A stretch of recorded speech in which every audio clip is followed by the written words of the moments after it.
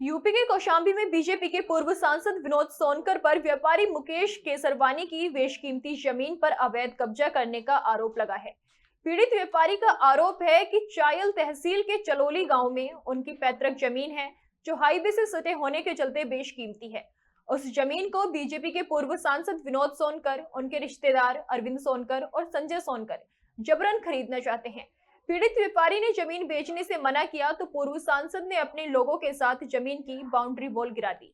व्यापारी मुकेश केसरवानी का यह भी आरोप है कि उसने मामले की शिकायत एसपी, एसडीएम और डीएम से भी की, लेकिन अधिकारियों ने कोई सुनवाई नहीं की।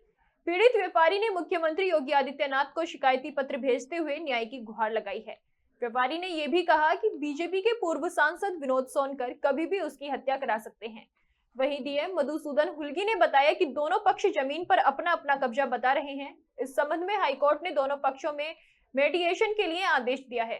दोनों पक्षों को कार्यालय बुलाकर मध्यस्थता कराने का प्रयास किया जा रहा है। वहीं विवादित जमीन पर धारा 145 की कार्रवाई की गई है ताकि कानून व्यवस्था बनी रहे।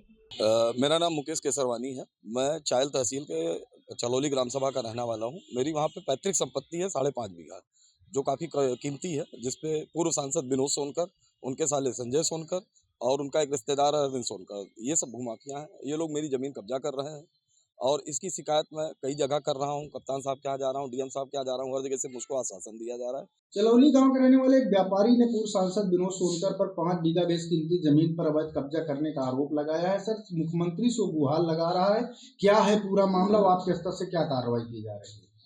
ये मैटर है एक बूमदरी ज़मीन के संबंध में, और एक पक्ष ने लैंड बेचा, फिर उसके बाद दूसरे पक्ष ने उसके संबंध में उसका जो अमाउंट बनता था वो दिया, फिर भी दूसरे पक्ष ने बैनामा कराने से इनकार किया। तो ये अब दोनों पक्षों में ये विवाद चल रहा है कि ज़मीन इनकी है, ज़मीन उनकी है। उसके संबंध में हाईकोर्ट के भी निर्देश आए हुए हैं, जिसमें कहा गया है कि दोनों पक्षों को मीडिएशन के माध्यम से इस प्रॉब्लम को सॉल्व करने के लिए कहा गया है। और ये भी कहा गया है कि उपरोक्त के क्रम में लॉ एंड ऑर्डर दृष्टि के हिसाब से एडमिनिस्ट्रेशन अपनी नियमानुसार चेक करे।